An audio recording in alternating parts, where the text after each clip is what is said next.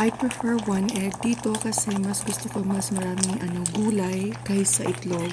So, optional to. Pwedeng 2 or 3 itlog. Depende sa preference niyo.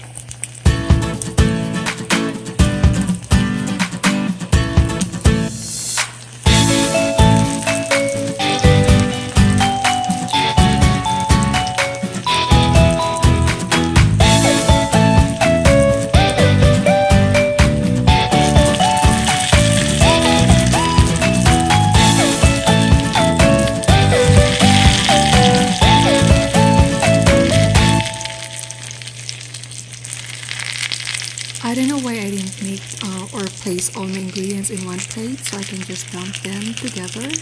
So I guess these are just common mistakes you just realize after watching your video, right?